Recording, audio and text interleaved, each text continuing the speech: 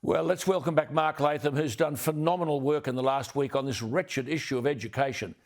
Let me say this, there is no politician in this country at the moment who comes remotely close to the contribution Mark Latham is making to urgent and necessary change for parents and students to what's happening in our classrooms to prevent the appalling slide in standards. I attended a function at the New South Wales Parliament House last week, hosted by the very good New South Wales Police Minister David Elliott. Premier Berejiklian spoke. It was a gathering of young school leaders. They're in their final year. The Premier took questions. In response to one, she asked what was the population of New South Wales because the question was about her being the Premier. Not one person knew the answer. But there were plenty of hands up to ask questions about climate change. This is Mark Latham's point. There's not enough time in the school day, as he said in Parliament this last week, for teaching the basics of literacy, numeracy, science, history and geography. Let's go to Mark Latham. Mark, thank you for your time. Look, before we go to this outstanding work you've done this week, less than a week to go to this Upper Hunter by-election. On the polls, which aren't always accurate, the National Party are down almost 10% on the election result of 2019. Labor are down 5%. The Shooters and Fishers are down 6%.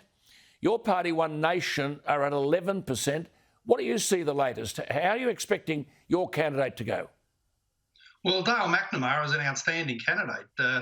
That's the main point. He's an Australian success story, a self-made man. He's unashamedly pro-industry and pro-jobs. And you look at the Upper Hunter electorate, that's the challenge. You've got people wanting to wipe out tens of thousands of jobs in the coal industry and beyond. So you need someone who's going to fight for every one of those jobs tooth and nail. So I think our candidate has done a great job.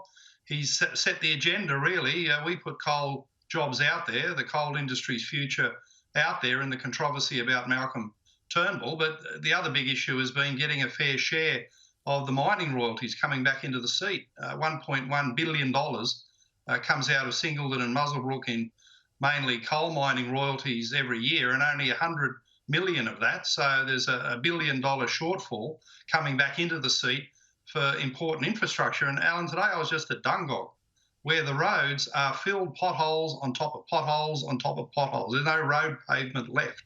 And this is the result of 90 years of National Party holding the seat of Upper Hunter. And I've never seen infrastructure at a poorer level, a paucity of public investment. So, you know, you can follow the polls. If you'd done that, Bill Shorten would be in the lodge today. But, you know, we're quite confident Dale McNamara, with his support around the electorate, is going great. Good on you. It surely has to be the end, I have to say, of Jodie McKay as Labor leader, but that's another story. Education. An outstanding speech to the Parliament, Mark Latham. Read the budget estimates debate on education. You said that your committee, of which I think you are the chair, has had quite extensive interrogation of the minister. Does the minister seriously know what's going on? Well, Alan, I gave a catalogue of political content in the classroom, and I want to thank the parents who contact me. We'll come to that in a moment. Worried that they haven't got the basics of literacy and numeracy being taught. There's Black Lives Matter being taught in high school English, denigration of the police. You've got identity politics being taught, sexuality politics, gender fluidity, one side of the climate change debate taught in English. I mean, the English curriculum in New South Wales, it used to be the best in the world. Now it's just a sinkhole of left-wing political content. So we've got massive problems there. Massive problems. I mean, why would a Conservative government put this fellow Professor Masters in charge of a review of the curriculum? He's got no curriculum knowledge. He's a statistician. He's got a degree in educational measurement from the University of Chicago, hardly what we need. And are you saying he conducted this review of the curriculum without visiting a single New South Wales school in school hours and didn't examine the syllabus? Yeah, it's breathtaking. It's breathtaking. You could pay a guy a lot of money for a so-called curriculum review, an important document, and he didn't visit a school to look at best practice, the very good things that do happen in some schools with curriculum use, and also the worst practices out there. Wouldn't you think you'd get your hands dirty visiting a whole bunch of schools in New South Wales to see what's happening in practice in the classroom? And he didn't have any deep dive, any examination at all of the existing syllabus. It was sort of a one-man theoretical tutorial of unworkable ideas that are never going to fly. So, yeah, it wasn't a very good process at all. You made an outstanding point when you said, my assessment is that our young people in Australia have lost their two great assets, innocence and a sense of fun. You said in the 60s, 70s and 80s, young people weren't burdened with adult-type issues, but young people now, even in primary school, can be, quote, hit with questions of political debate and controversy that even adults are struggling to deal with. That's part of the crisis, Mark.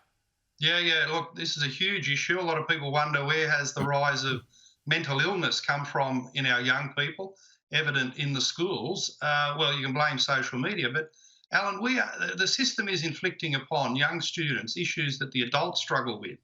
Black Lives Matter, divisive identity politics, issues about the environment, employment. These are adult political issues that the Teachers Federation and others, left-wing teachers, are thrusting upon the students. And it's causing confusion, it's causing anxiety.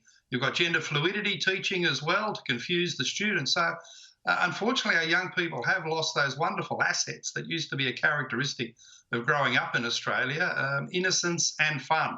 And when you're pushing adult themes that adults struggle with in the school system, it's hardly surprising at all that you've got a rise in mental health problems and, tragically, a rise in youth suicide. Yeah, but I mean, the Teachers Federation website is full of political content for teachers to push upon students. Now, the minister said in 2019 we should not have politics in our classrooms. Well, they made a fool of her. She's done nothing about it.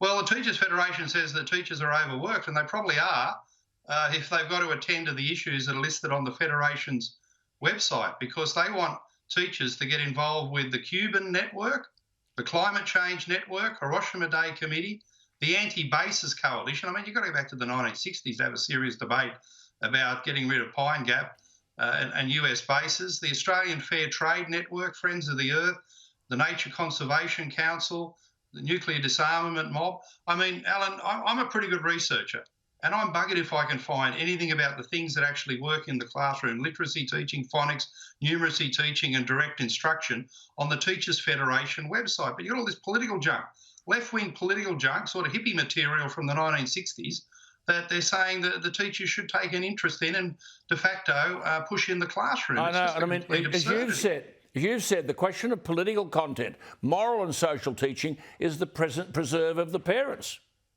Yeah, look, we've got to get back to that division of responsibility the parents look after.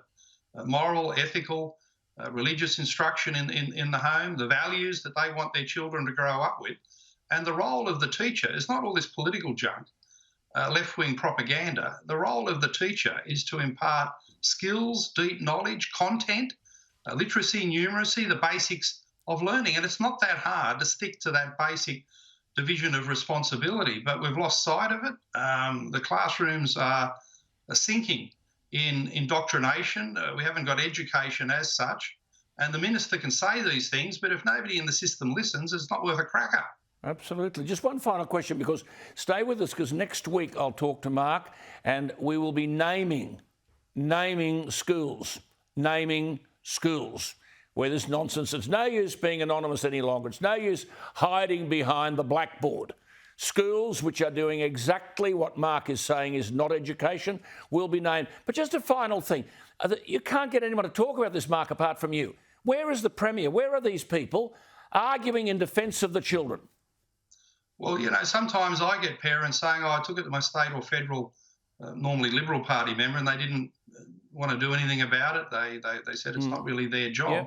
I mean, if you're not interested as a member of Parliament with what's happening in the classroom, the future of our young people, and this indoctrination program, why are you in the Parliament? Why are you in the Parliament if you're not interested in the things that have gone wrong in our schools, wrecking the future of young people? So good on you, Alan, if we're going to name and shame them, because this stuff is out there. We'll do it next These week. are mostly public institutions, publicly funded, and they should be publicly accountable. But there are some non-government schools as well, and you'll get a mention. As Mark used the word, bugger it. Well, bugger it, that's exactly what we are going to do. Hang in there, Mark, we will. This one will be won. There he is, Mark Latham, outstanding. And parents, for goodness sake, you've got to wake up. This is going on. Your kids are being ruined. Ask the school what is going on and stand up to what is happening in the schools.